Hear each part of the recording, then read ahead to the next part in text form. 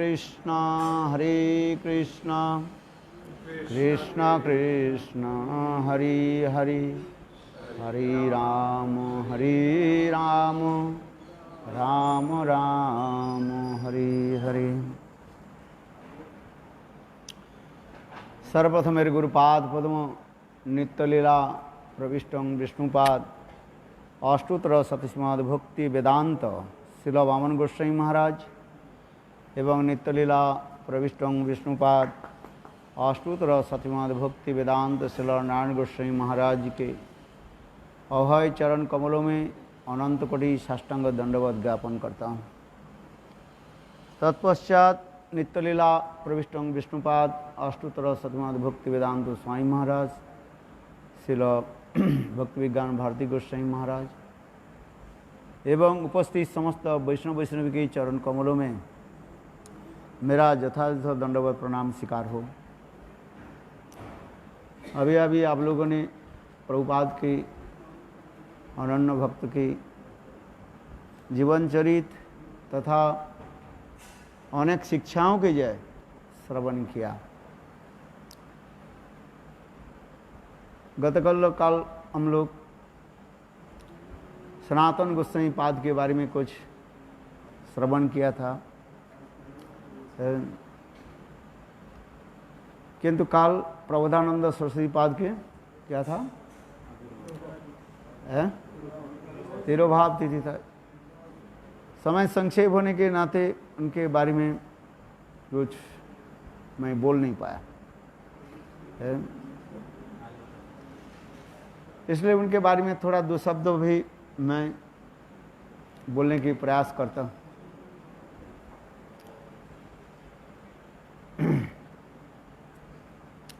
श्रील गुरुदेव नारायण गोस्वामी महाराज ऐसे एक अमूल्य ग्रंथ को प्रकाश किया जिसे कहते हैं ग्रंथ ये प्रबंध पंचकम है। ये ग्रंथ सभी को पढ़ना चाहिए है, विशेष करके सहजिया लोगों के लिए एक जलातंक रोग के भांति है। जलातंक जानते हो क्या है?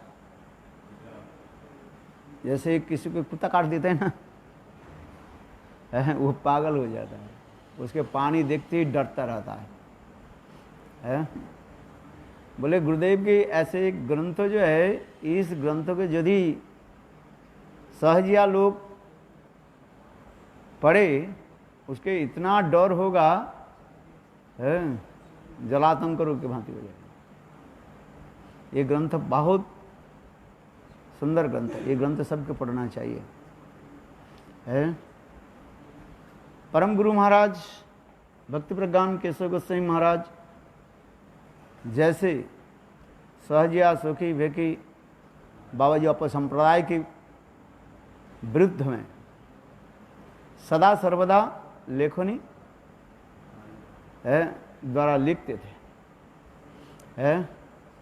आज समझे। विशेष करके कोई प्रभुपाद भक्तिहान तो प्रभुपाद के बारे में कोई ऐसे छोटा सी शब्द बोल देते थे, तुरंत वो क्या करते थे, बोलते बामन महाराज माने मेरे गुरुदेव, लाओ कलम और कागज ले आओ, लिखो।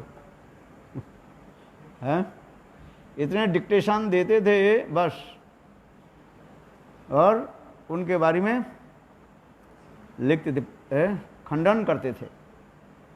उस समय वैष्णव संप्रदाय में जो है ये मतवाद को खंडन मंडन किया जाता था, क्योंकि कोई हमारे गुरु के बारे में ऐसे शब्द बोले तो क्या करना चाहिए, खंडन होना चाहिए है? इसलिए भक्ति प्रज्ञान केशव गोस्वामी महाराज की जीवन आदर्श उसी प्रकार है। उन्होंने ऐसे ऐसे प्रबंध लिखा है, प्रबंध समझते हो कि नहीं है, उनके बारे में ऐसे ऐसे लेख लिखा जिसकी पढ़ करके बात सुन करके समस्त बाबाजी संप्रदाय तेरो अपसंप्रदाय इतने डर जाते थे, और उनके लिए वे लोग क्या करते थे, यहाँ तो कि कोर्ट केस भी करते थे ये सब विवरण इतने इतने सुंदर जो लिखा है, शायद आपके बंगला समझ में नहीं आएगा। जैसे लिखा सावड़ी साला भीते गलत रावणेर सीता हरण है। थोड़ा बंगला सीख लो ना, इसका आपको समझ में आ जाएगा। पत्रिका में लिखा है सब, गौड़ीय पत्रिका में है। उस समय इस समय वो बहुत करके प्रभुपाद के बारे में जो कुछ भी बोलो है, ये सब लिखते थे, जिसके लेकर के बाबा जी संप्रदाय जो है डर जाते थे। ठीक उसी लाइन में श्रील गुरुदेव श्रील नारायण गोस्वामी महाराज ये ग्रंथ जो ऐसे लिखा है, उन लोग के इतने भीति संचार कर देते हैं। भीति समझते हो भाई, संचार कर दे इस ग्रंथ को। क्यों? गुरुदेव सब कोटेशन दिया है, शास्त्र कोटेशन दिया है। जैसे दो एक शब्द उदाहरण देते हैं, जैसे बाबा जी संप्रदाय कहते हैं सन्यास कहाँ से आ गए, महापुरुष तो सन्यास लिए ही नहीं है। और उन्होंने भी कोटेशन भी करते रहते हैं। सफ़ेद कपड़ा, ये गौड़ी मठ कहाँ से लाल कपड़ा कैसे ले लिया? रूप सनातन सफ़ेद कपड़े पहनते थे किंतु इसी के विरुद्ध में सन्यास के वास्तव तात्पर्य क्या है, इन्हें सुंदर करके जो है लिखा। इस ग्रंथ के पढ़ो, ये हमारे पूर्वाचार्य लोग किस प्रकार है ये करते। ग्रंथ का अध्ययन करना पड़ेगा ना है। और विशेष करके प्रबोधानंद और प्रकाशानंद के वो लोग एक मानते। सहज एक ग्रंथ है जिसे भक्तमाल ग्रंथ है। बहुत लोग भक्तमाल ग्रंथ के पढ़ते हैं, किंतु वो सहजिया के ग्रंथ है। इसमें भी खंडित कर दिया है। प्रबोधानंद और प्रकाशानंद के वे लोग सब क्या मानते हैं है? एक मानते हैं। किंतु श्रील गुरुदेव इस ग्रंथ में ये सब वर्णन किया है। बहुत इस ग्रंथ के सभी को पढ़ना चाहिए है। गौड़ीय संप्रदाय की सन्यास के पांचरात्रिक विधान आदि क्या है, भागवत परंपरा, पांचरात्रिक परंपरा, ये समझते बहुत सुंदर रूप में श्रील गुरुदेव इस ग्रंथ में जो है वर्णन किया। क्योंकि इस ग्रंथ के सभी को पढ़ना चाहिए। अभी प्रबोधानंद सरस्वती के बारे में दो शब्द में बताता हूँ। गुरुदेव ने जो लिखा, चैतन्य महाप्रभु सन्यास के उपरांत जगन्नाथपुरी पधारे। फिर जगन्नाथपुरी से चैतन्य महाप्रभु सार्वभौम के उद्धार, सार्वभौम भट्टाचार्य के उद्धार के बाद चैतन्य महाप्रभु दक्षिण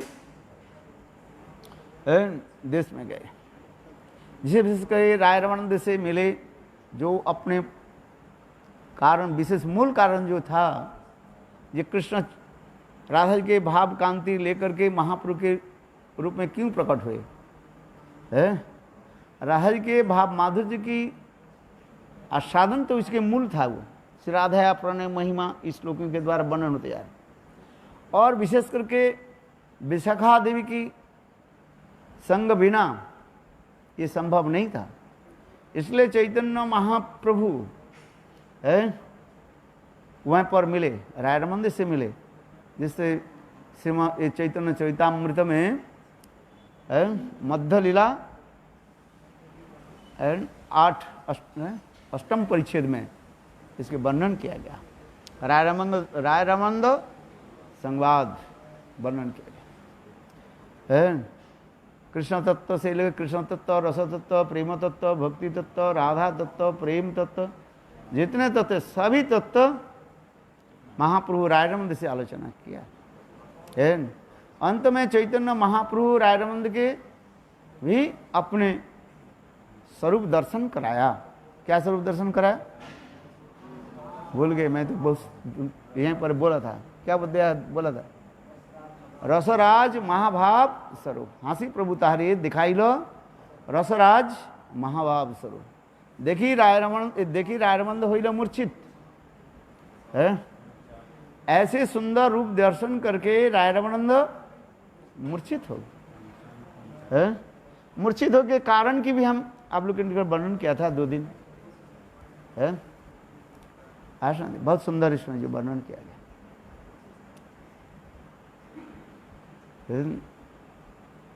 इसके पश्चात चैतन्य महाप्रभु फिर गए कहाँ? श्रीरंगम में गए, और श्रीरंग में चैतन्य महाप्रभु 4 महीने काल तक रहे, क्यों? उस समय चातुर्मास्य हो गया है। 4 महीने क्या करें? सन्यासी के जो है, साधु के जो है भ्रमण करना नहीं चाहिए है, एक स्थान में रह करके नाम भजन करो है, ऐसा नहीं। इसलिए चैतन्य महाप्रभु उस समय विधि के अनुसार श्रीरंगम में जब पहुंचे, सुंदर विग्रह के देख करके चैतन्य महाप्रभु ऐसे उद्दंड नृत्य करने लगे। उनकी ऐसे सुंदर नृत्य आदि देख करके सभी दर्शक, मंदिर में देखने वाले जो आए थे दर्शक, मुग्ध हो गए। एक तो चैतन्य महाप्रभु आजानुलंबित बाहु है, कितने सुंदर है, और महाप्रभु की अंग कांति भी तप्त कांचन गौरांग है। जब चैतन्य महाप्रभु जो नृत्य करते थे है, ऐसे लगते हैं ये विशाल एक स्वर्ण के सोने के जो है पर्वत जनो क्या हो रहा है? अप डाउन हो रहा है। महाप्रभु जो उद्दंड होकर नृत्य करते थे, महाप्रभु ने अपने हाथ में कितने थे? 4 हाथ थे है, अपने हाथ में। आप हम लोग अपने हाथ में कितने? 3.5 हाथ है, और महाप्रभु अधिक है, इतने लंबे चैतन्य महाप्रभु, इतने सुदीर्घ काल है। यहाँ तक कि देखो जगन्नाथ मंदिर में महाप्रभु जैसे सबके पीछे आकर के खड़े होते थे, गरुड़ स्तंभ के पीछे आकर के खड़े हो जाते थे है, और महाप्रभु में दूर से जो है जगन्नाथ जी के दर्शन करते थे है। भाव में आविष्ट हो जाते थे चैतन्य महाप्रभु की पर्स से पत्थर भी पिघल जाते है। जहाँ तक आज तक भी है, जगन्नाथ मंदिर में जाए परिक्रमा के परिसर में आप देखोगे वहीं पर वो रखा गया महाप्रभु की वो चरण चिन्ह आज तक भी रखा गया।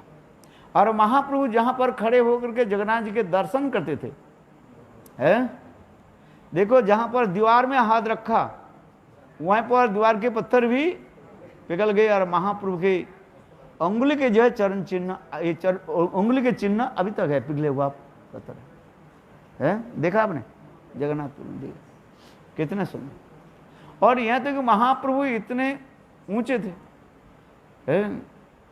और एक जो क्या बोले आदिवासी जो स्त्री जो है, माने उड़ीसा के रहने वाले, गांव के रहने वाले स्त्री जो है, वृद्धा महिला है, देखो सामने इतने भीड़ है, दिखाई नहीं पड़ रहे जगन्नाथ। कभी कभी जगन्नाथ मंदिर में जाओ यदि भीड़ होते हैं ना, दिखाई नहीं पड़ता है। हम लोग तो कूद कूद करके ऐसे करते हैं, कोई भक्त ऐसे उठा लेते हैं, दिखाई पड़ता है कि नहीं? जगन्नाथ जी को दिखाई नहीं पड़ता जब लोग भीड़ हो जाता है, क्योंकि महाप्रभु बस बिल्कुल दीवार के सहारे में निश्चिंत होकर भाव में अभिष्ट होकर के दर्शन करने लगे। वो आदिवासी स्त्री जो है, देखो महाप्रभु के सोचने लगे ये कोई सिड्डी फिड्डी रखा है, कोई लड़ा रखा है। देखो महाप्रभु की कांध को, महाप्रभु के कांध को पकड़ करके चढ़ गया और महाप्रभु के कांध पर पैर रख करके ठाकुर जी के दर्शन करने लगे है? इतने समय कोई भक्त दिखला रही, ये क्या कर रही है? महाप्रभु कहने लगे देखो इसको डिस्टर्ब मत करो। महाप्रभु देने करके कहने लगे देखो आदिवासी रमणी कैसे उत्कंठ है उनका, उनके उत्कंठ कैसे देखो।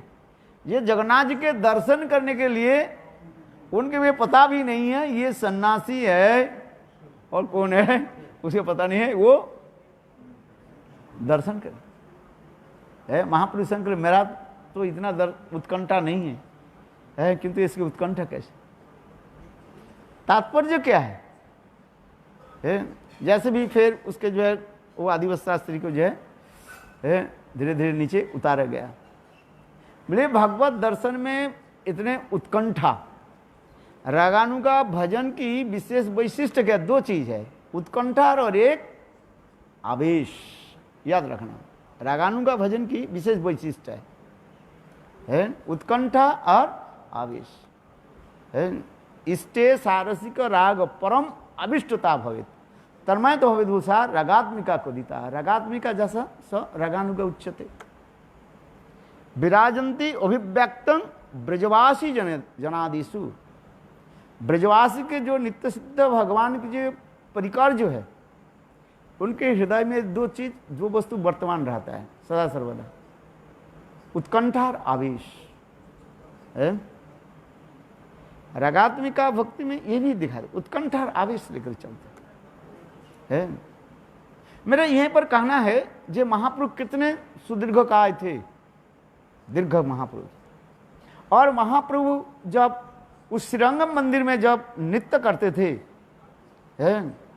और देख करके सभी दर्शक जो है एकत्रित हो जाते। साधारण लोग क्या दर्शन करते हैं, चले जाते हैं। श्रीरंगम कौन गए? साउथ इंडिया भ्रमण किया कौन? बाबा जी महाराज गए।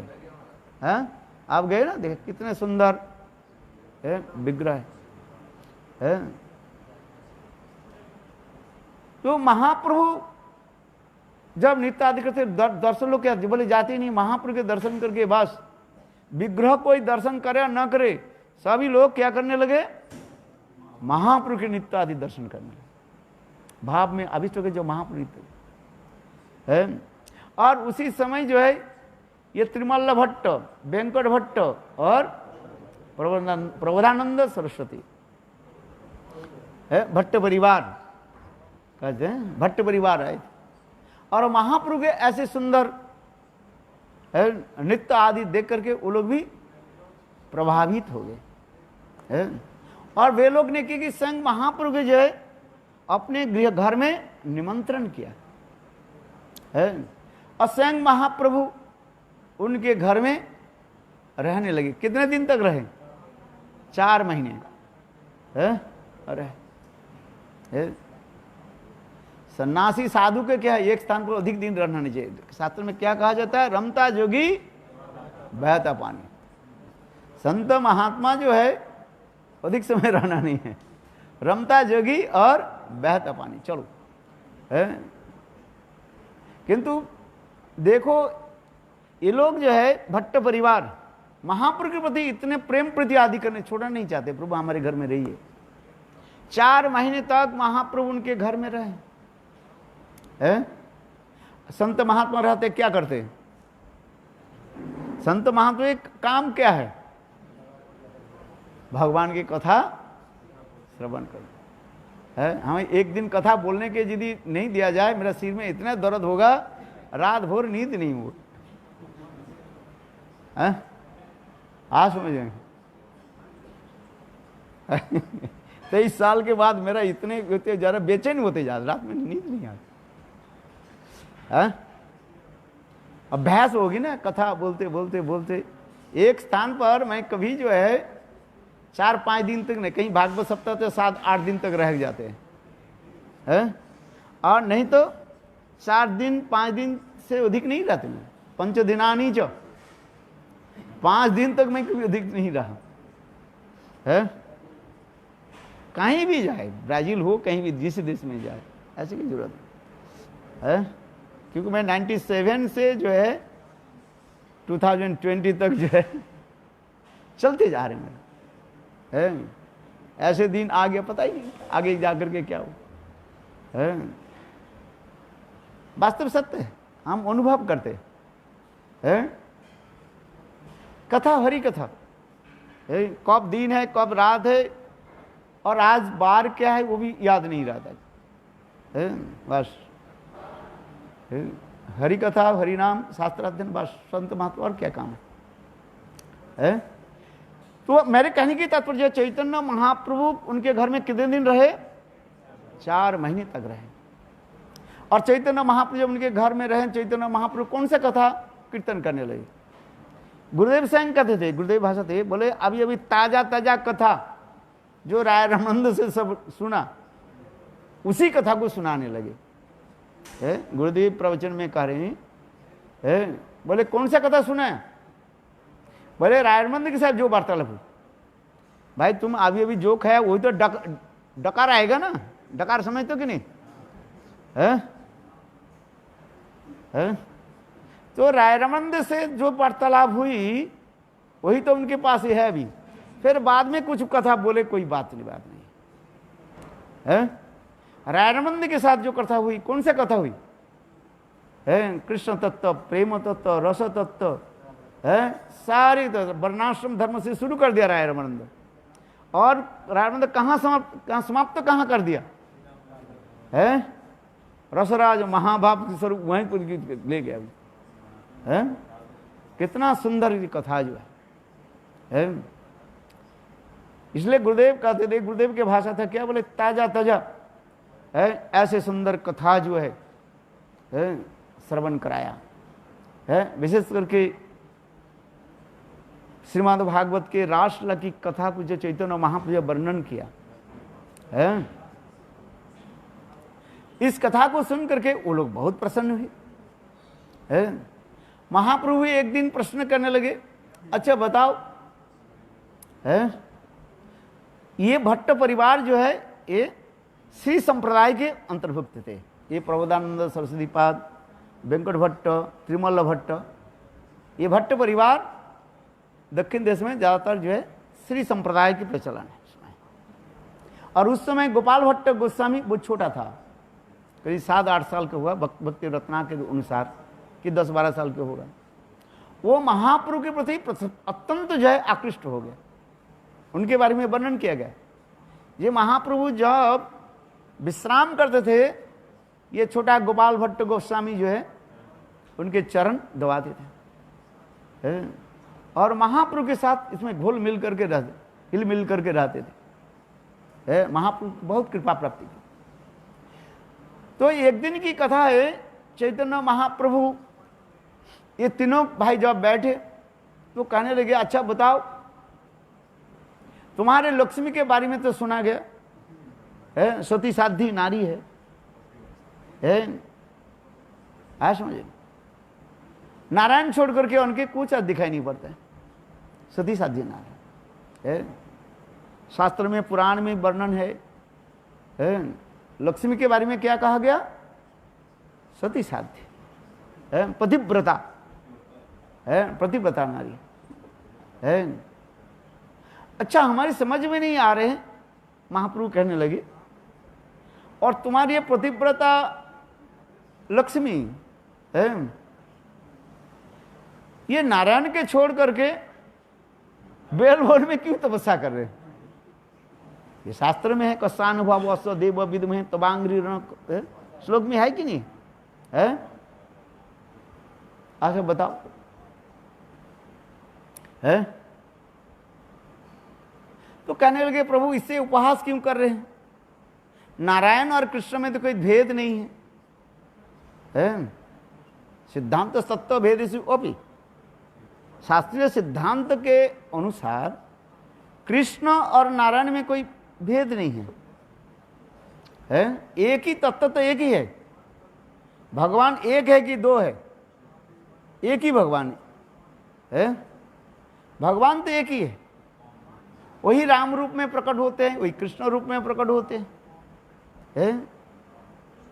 भक्त की प्रेम माधुर्य आस्वादन करने के लिए भगवान अनेक रूप धारण करते हैं। वैकुंठ से अयोध्या, द्वारका, मथुरा, गोलोक, वृंदावन। तो इसे आप हास परिहास क्यों कर रहे हैं? और दूसरी बात है, नारायण अपेक्षा कृष्ण के जो आप तो जो इसमें लिखा है क्या, रसनोत्कृष्टते रस एव अवस्थिति, कृष्ण में अधिक रस है, इसलिए नारायण, इसमें लक्ष्मी देवी कृष्ण के साथ मिलने के लिए उनकी समझ के प्रयास किए। इससे दोष क्या है? महाप्रभु कहने लगे, अच्छा बात से तुम तो अच्छी बात सुना है, अच्छा ये बात बताओ, शास्त्र में लिखा है श्रुति आदि ये लोग तो प्राप्त कर लिया, लक्ष्मी अभी तक भी क्यों प्राप्ति नहीं किया? अभी तक भी लक्ष्मी देवी तपस्या कर रही है। कहां पर? बेलवन में, पल्ली पार में। अच्छा चल कन्हैया पल्ली पार कीर्तन करते हो आप? है कि नहीं है? अच्छा ये बता दो हमें, है? तो वो कहने लगे प्रभु ये तो मेरा ज्ञान नहीं है। भट्ट परिवार कहने लगे प्रभु हमें तो पता ही नहीं है। ये कृष्ण की चरण कमल प्राप्ति करने के लिए ब्रह्मा आदि बड़े बड़े देवता लोग कितने कठोर तपस्या आदि करते हैं। लक्ष्मी देवी तपस्या भी की और लक्ष्मी देवी की प्राप्ति नहीं हुई। कृष्ण रासलीला में प्रवेश करने के लिए प्रयास किए है, जिस कथा प्रसंग भी वर्णन किया गया। नारद ऋषि के मुखारविंद से कृष्ण के रसमाधु जी कथा श्रवण करके लक्ष्मी देवी के हृदय में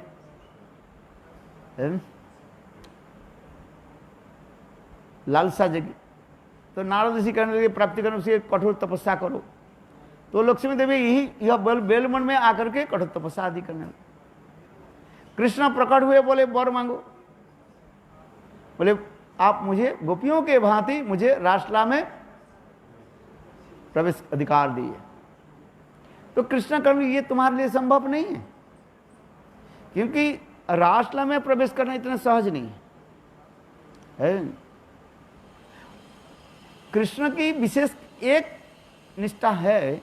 कृष्ण स्वयं कहते हैं आमी गोप जाति गोपी बिना अन्य ना करे अंगीकार। कृष्ण गोप जाति गोपी बिना अन्य ना करे अंगीकार है। गोपी शरीर जब तक नहीं हो, गोप गृह में जब जन्म नहीं हो, गोपी शरीर प्राप्ति नहीं हो, कृष्ण उस कब के शिकार नहीं है। और स्वयं कृष्ण कहने लगे देखो तुम ब्राह्मणी हो और ये गोपियां गोप जाती है, वैश्य जाती है। यदि रासलीला में प्रवेश करना है कुछ नियम पालन करना पड़ेगा। ब्रज में जन्म लेना पड़ेगा, गोपी गृह में जन्म, गोपी शरीर प्राप्ति होना चाहिए, और फिर और फिर स्कूल में पढ़ना पड़ेगा, 5 प्रकार विद्या अर्जन करना पड़ेगा। ऐसे थोड़ी हो जाएगी है। गोपी कॉलेज में तुम्हें क्या करना पड़ेगा? अध्ययन करना पड़ेगा। 5 विषय में आपको पढ़ना पड़ेगा है। 5 विषय क्या क्या बताता है, याद है कोई? सब भूल गए हैं। कर्णाकर्णिकानम विजयन द्युति स्तुति प्रक्रिया है क्या जी? अच्छा बाद में बताएंगे, क्योंकि वो प्रसंग अलग चले जाएगी ना फिर है। अभी कथा में इसमें देर हो जाए ना, फिर उसको बाद में बताएंगे है। भाई गोपी गृह में जन्म लेना पड़ेगा, गोपी शरीर प्राप्त करने पड़ेगा, गोपियों के साथ कंडा देना पड़ेगा, और फिर ऐसे भी नहीं है नित्य सिद्धा गोपियों के संग पर तुम्हारे हृदय में अनुराग कैसे, गोपी शरीर कैसे लेगा? लक्ष्मी की जितने भी ये सारे नियम को वो मानना नहीं चाहते कि उसी लक्ष्मी शरीर में रास में प्रवेश करना चाहते हैं। लक्ष्मी चाहे लक्ष्मी शरीर रास प्रवेश, ये संभव नहीं है। रास में प्रवेश करने के लिए गोपी शरीर चाहिए है, गोपी देह प्राप्त। जब तक गोपी देह नहीं हो वो रास में प्रवेश कर नहीं पाएगा है। और भी वो भी कैसे है, बहुदेह समस्त विचार जो है दिखाएगा।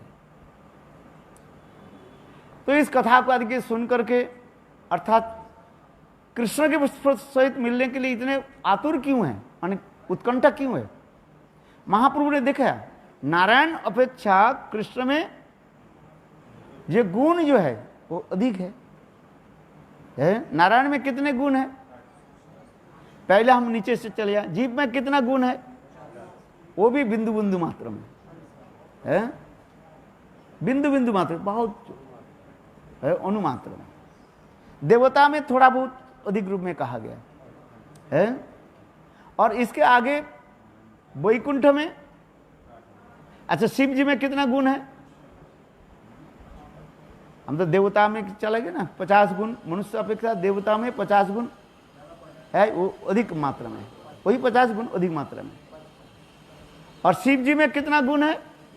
55 गुण है, 55 शिव जी में। और नारायण में कितना गुण है? 60 गुण है। रामचंद्र में कितने गुण है? 62.5 गुण कहा गया शास्त्र। और कृष्ण में कितने गुण है? 64 गुण। किंतु उस 64 में 4 जो गुण जो है और किसी अवतार में भी नहीं है, नारायण में भी नहीं है, रामचंद्र में भी नहीं है, द्वारकाधीश भी नहीं है, मथुराधि कृष्ण भी नहीं है। वो एकमात्र बृहनंदन श्याम सुंदर, उसमें 4 जो गुण जो है वो असमूर्ध तत्व कहा गया। क्या तत्व? उनके समान भी कहने ऊर्ध्व तो बहुत दूर की बात है, इसलिए कहता है असमूर्ध तत्व कृष्ण में जो है। इतना सुंदर वो गुण क्या क्या है?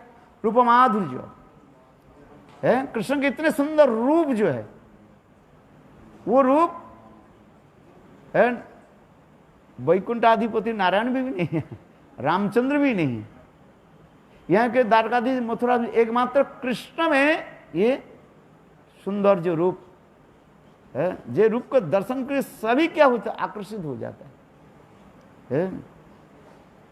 रूप माधुर्य जिसको कहा गया। क्या माधुर्य बताया? रूप माधुर्य। और इसके बाद क्या है? लीला माधुर्य। उनकी इतने सुंदर लीलाएं जो है। प्रेम माधुर्य है, कृष्ण में जो प्रेम माधुर्य था जो है इतने सुंदर है। साधारण कामी पुरुष के भांति है, कैसे राधा आदि गोपियों के चरण में कैसे पैया पड़ते हैं। इसके प्रेम के ऐसे सुंदर मधुरिमा दिखाया गया है। स्मरगर खंडनम मम शीरसि मंडनम देहि तव पद पल्लव मुदारम। जयदेव गोस्वामी पाद किसने सुंदर वर्णन कर दिया है। ऐसे किसी अवतार में नहीं दिखाया जाता है, एकमात्र भजनंदन श्याम सुंदर में ये दिखाया जाता, जिसके वर्णन होते हैं धीर ललित नायक है, 96 प्रकार नायक और 360 प्रकार नायिका।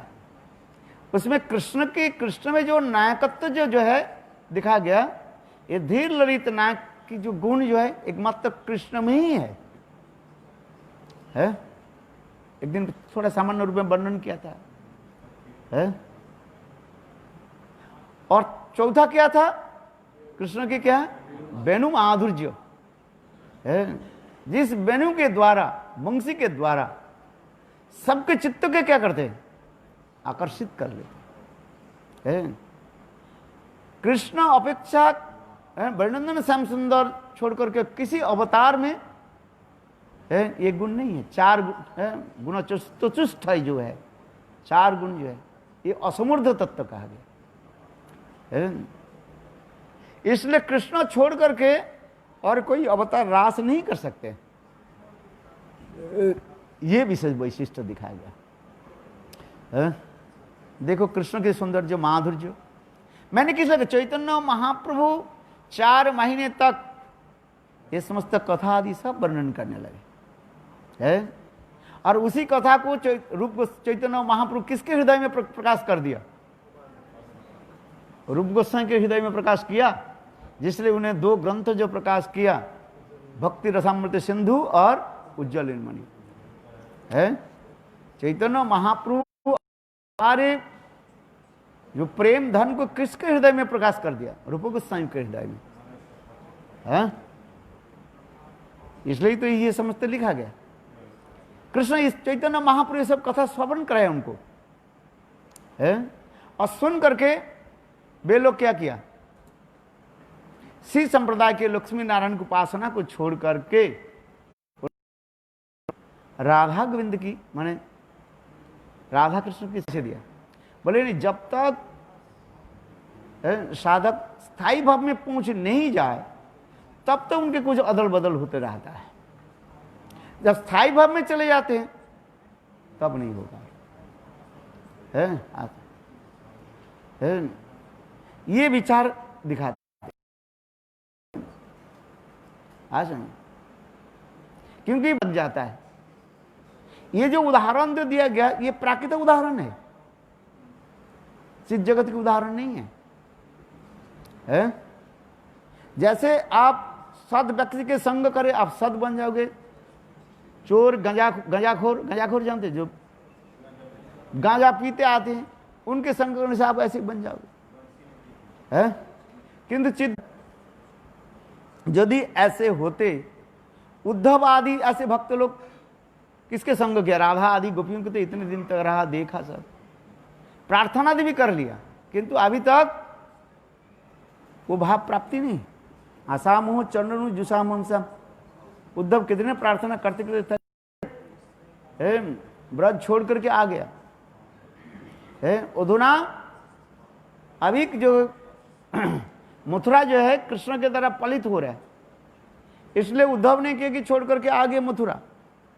फिर कृष्ण अंतर्ध्यान होने के बाद यहीं पर आकर के तपस्या आदि की। गुरुदेव कहते हैं कुसुम सरोवर के दूसरी तट जो है उद्धव कुंड जिसको कहा जाता है। तो नारद ऋषि कितने के संग? ध्रुव के संग दिया, प्रहलाद को संग दिया, पंच पांडवों की संग दिया। लुप्त उत्पन्न हो गया, सब राधा कुंड में जाकर के पंच पांडव तपस्या करने लगे। प्राप्ति हुआ? राधा दर्शन प्राप्ति हुआ क्या? नहीं हुआ। ये समस्त विचार दिखाया गुरुदेव, यहां पर भी बहुत सुंदर में दर्शन दिखाया गया। जो कहो ये प्रबोधानंद से ये तो नित्य परिकर है, इनके है केवल ये जगत में ये दिखाते हैं। तो आइए ये ऐसे ऐसे कथा मेरे कहने की तात्पर्य जैसे गुरुदेव वर्णन करें प्रबोधानंद सरस्वती फिर उन्होंने वृंदावन में आकर के यहाँ पर भजन साधन किया। प्रबोधानंद सरस्वती की जो भजन कुटीर है, हम लोग जाते हैं ना वहाँ कलियादह के पेश प्रबोधानंद सरस्वती। और प्रबोधानंद सरस्वती कौन थे? राधा कृष्ण के नित्य लीला में तुंगविद्या सखी कहा गया है। गौर गणोद्देश दीपिका में लिखा है, गान सरस्वती गौर गणोद्देश दीपिका में लिखा है, जो ब्रज में समग्र समस्त शास्त्र विद्या के प्रवीण तुंगविद्या सखी थे। और उधुना गौर लीला में प्रबोधानंद सरस्वती के नाम से सन्यासी के रूप में परिचय स्पष्ट लिख दिया है।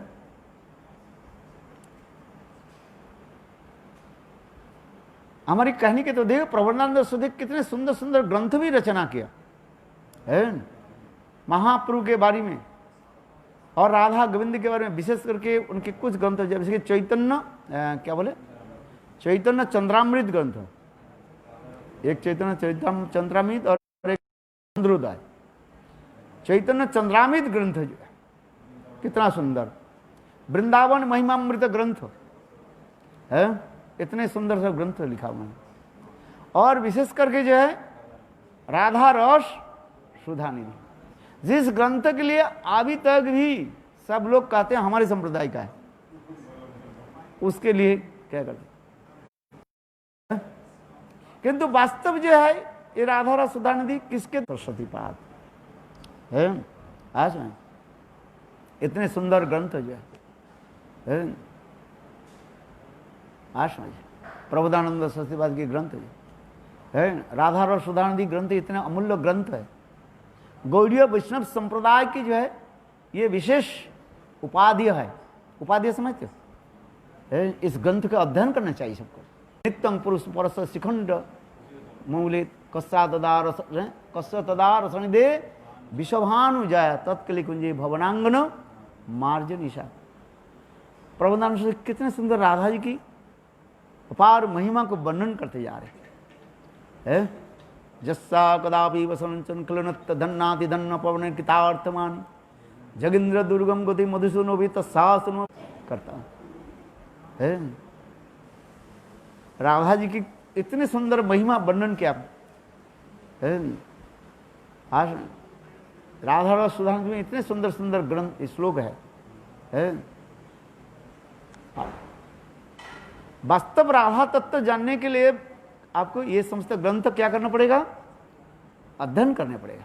वेणु करान्वित पतितम भ्रष्टंच पीत वसनम, कितने सुंदर सुंदर श्लोक है उनके, है राधा रस सुधांश में ग्रंथ दिखाया गया है। राधा जी के यहाँ तो कि महाप्रभु के बारे में भी कितने सुंदर, ये वास्तव रूप में किसी को यदि वृंदावन में राधा गोविंद की सेवा प्राप्ति करना हो उसको क्या करना पड़ेगा? नवद्वीप धाम और नवद्वीप चंद्र के जो है यानी सचिनंदन गौर के गौर धाम और गौर चंद्र के चरण आश्रय करना पड़ेगा। आराधितो नववन वृंदावनस्ते नाराधितो नववन वृंदावन एव दूरे आराधितो द्विजसुत ब्रजनागरस्ते नाराधितो द्विजसुत न तव्य कृष्ण है। आराधितो नववनम, जिन लोगों ने नवद्वीप धाम को आश्रय किया और वही लोग वृंदावन धाम में प्रवेश कर पाएंगे, है ऐसे कूद करके आ नहीं पाओगे, है। आराधितो नवोनम वृंदावन नाराधितो नवोनम है ब्रजवधुरे। जो लोग ने नवद्वीप धाम का आश्रय नहीं करते कहीं प्राप्त नहीं कर सकते। जिन लोग ने सचिनंदन गौर के चरण आश्रय नहीं किया तस्मिन कालीना कभी ब्रजनागर कृष्ण के प्राप्त नहीं कर सकते। आज जिन लोगों ने ब्रज चैतन्य महाप्रभु के चरण को आश्रय किया उन लोगों के लिए संभव है। इसलिए सचिनंदन गौर हरि और गौर धाम है, इसका आश्रय लेना पड़ेगा। ऐसे थोड़ी हो जाए। यदि किसी को यदि माधुर्य रस में प्रवेश करना है सचिनंदन गौर हरि और गौर धाम का आश्रय करना पड़ेगा, है। इतने सुंदर सुंदर श्लोक लिखा उन्होंने।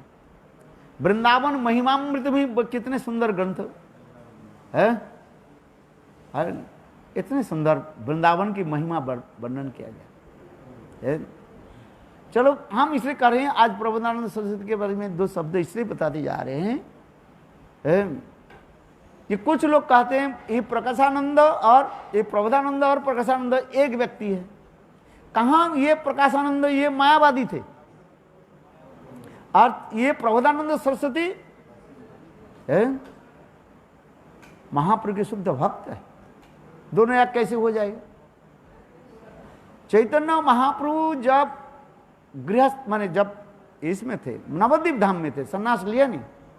एक दिन चैतन्य महाप्रभु बराह भाव में अविष्ट हो गए हैं और अविष्ट होकर के महाप्रभु क्या करने काशी से पढ़ाए बेटा प्रकाशानंद और मोर अंग करे खंड खंड है।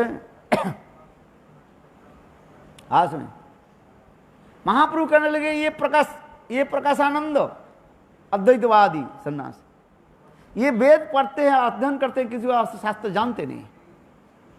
क्या वर्णन करते हैं? ये ब्रह्म निराकार निर्विशेष निरंजन। अरे वेद पुराण उपनिषद में भगवान के इतने सुंदर रूप वर्णन है और वो कहते हैं भगवान निराकार निर्विशेष। उनको मैं कुष्ठ वैद्य तथापि ये समझ में नहीं आ रहा, मूर्ख है कैसे है। इसलिए कसिते पढ़ाए बेटा प्रकाशानंद वेदना जी मोर अंग करे खंड खंड, उसको मैं दंड दूंगा है। तो उस समय प्रकाशानंद कौन था? मायावादी है। और फिर जब चैतन्य महाप्रभु सन्यास लेकर के जब श्रीरंग में पहुंचे है तो फिर कैसे बन गए? और फिर चैतन्य महाप्रभु जब काशी में पधारे है फिर वो प्रकाशानंद के साथ मिले है और उनकी तर्क युक्ति आदि के द्वारा वो मायावादी उनके युक्ति को सब खंडन किया है। से वर्णन है इसमें। तो एक व्यक्ति पहले क्या था, ये प्रबोधानंद सरस्वती राधा गोविंद की तुंग विद्या सखी है, और वो मायावादी सन्यासी प्रकाशानंद मायावादी सन्यासी, तो दोनों एक नहीं हो सकता। इसके लिए इतने बड़ा प्रबंध किया था, घर में रहो जब तक तुम्हारे पिता माता रहें, वेंकट भट्ट त्रिमल्ल भट्ट, जब तक रहें तब तक तुम्हें माता पिता के, वैष्णव माता पिता की सेवा करो, और तुम्हारे माता पिता देहांतर होने के बाद क्या करो, वृंदावन में जाकर के रूप सनातन के शासन घर में रह करके भजन करो।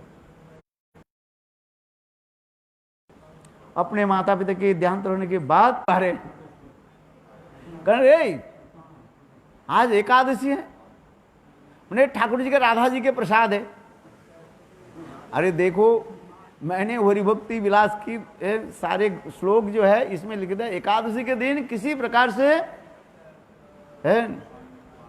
ग्रहण करना नहीं है, ठाकुर जी के प्रसाद होने पर भी ग्रहण करना नहीं चाहिए। कौन सा पत्ता ग्रहण कर सकते हैं? तुलसी, क्योंकि तुलसी बिना ठाकुर जी भोग नहीं लगते है। और ये वृंदा देवी साक्षात वृंदा देवी है, पानपत्ता वृंदा देवी नहीं है। हाँ, समझ में नहीं है। बोले नहीं, मैं चला गया था उधर बरसाना कहा, वहीं पर ठाकुर जी के जो है वो बहुत डांटा समझा कि तो समझ नहीं चाहते, तो उनको क्या, जा भग जाएंगे है। जो शिष्य गुरु के आदेश नहीं मानते हैं और तर्क करते हैं, शास्त्र युक्ति नहीं सुनना नहीं चाहते हैं, तो उसको क्या करें? मूर्ख, जा भग जा, भगा दिया। तो उन्होंने क्या कि अच्छा समय हुई, और वो प्रबोधानंद सरस्वती के पास जाकर के आश्रय दिया है। यहीं पर भी कुछ लोग कहते हैं, इसलिए हमारे गोसाई वर्ग थोड़ा बहुत असंतुष्ट हो।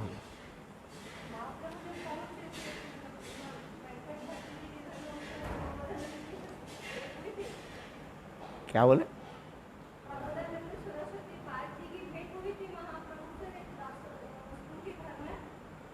प्रबोधानंद सरस्वती पर तो क्या किसके साथ हुई? तीन भाई तो कहा गया, तीन भाई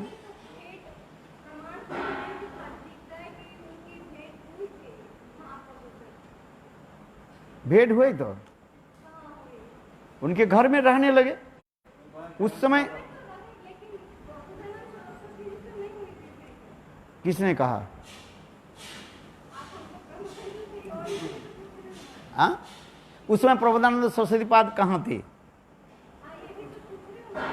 घर में ही थे। उस समय तो सन्यास नहीं लिया।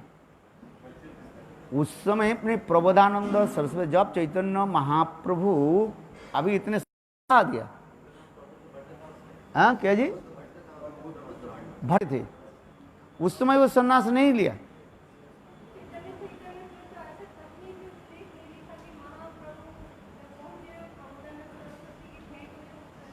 कौन थे? कौन तो कहाँ थे वो आप बताओ। हम तो ये कह रहे ना, हमारे गुरुदेव जो यहाँ पर लिखा है चले है सर्वप्रथम जगत गुरु शिला सरस्वती प्रभुपाद ग्रंथ को पढ़ो, इसमें स्पष्टीकरण कर दिया, कोई संदेह नहीं है। उसमें लिखा है भट्ट परिवार के घर में रहे वो लोग। हाँ,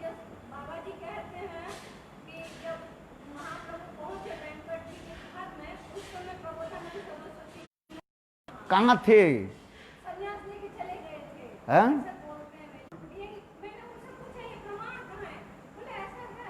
ऐसा है करने से थोड़ी मान लेगा। हम ऐसे कहते हैं ऐसे है, तुम जो कहते हो ऐसे है, हम कहते ऐसे है। नहीं, घर में थे इसमें उस समय। ये देखो, ये सरस्वती उपाधि जो है पंडित होने के नाते दिया जाता था। ये वो लोग जो प्रमाण देते हैं, इसमें गुरुदेव भी सब कथा बताए, इसके पढ़ो पंखानुग से पढ़ो, एक एक शब्द के जो है, हिंदी में भी है, इंग्लिश में है, बंगला में भी है। गहन ये जो प्रबंध पंचक जो है, इसमें अच्छी तरफ से एक एक शब्द के देखो, तब बाबा जी उत्तर देंगे। वो लोग जो उत्तर देते हैं, वो लोग कहाँ से बोलते हैं? वो लोग एक ग्रंथ है, भक्तमाल ग्रंथ है, वो सहजिया ग्रंथ है, और अनेक लोग उसी के ग्रंथ के प्रामाणिक मानते हैं कि वो ग्रंथ प्रामाणिक नहीं है। वो जो ग्रंथ है, यहाँ पर गुरुदेव भी इतना सूक्ष्म विचार किया है, दिया उसमें। वो लोग जो कुछ बोलते जा रहे हैं, जो आपसे आप बोल रहे हो, वो लोग उसे कहाँ से बोल रहे हैं? वो लोग बोलते हैं भक्तमाल ग्रंथ, किंतु भक्तमाल ग्रंथ प्रामाणिक नहीं।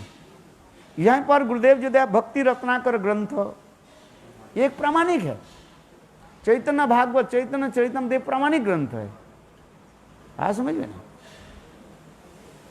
ये प्रामाणिक, इसके ग्रंथ के अच्छी तरह से पढ़। एक बात और भी है कि अगर उनका महाप्रभु से मिलन नहीं हुआ तो तीनों पहले से ही संप्रदाय में लेके प्रबोधानंद सरस्वती ज्यादा कृष्ण का भजन कैसे करने लगे अगर मिलन नहीं हुआ तो?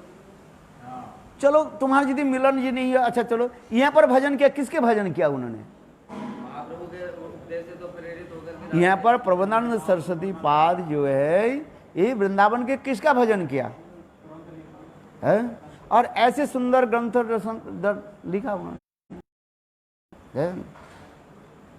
चलो समय हो गया, फिर काल विचार करो है इस ग्रंथ को। तो वो लोग जो कहते हैं, वो लोग एक केवल वो भक्तमाल ग्रंथ, सहजिया भक्तमाल ग्रंथ, वो कोई प्रामाणिक ग्रंथ नहीं है, है?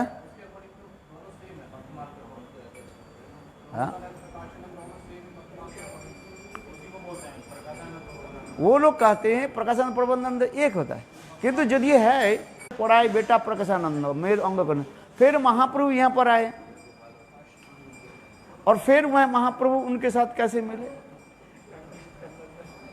तो ये तो गुरुदेव जो लिखा है उसको अच्छे से पढ़े। गौर प्रेमानंदी।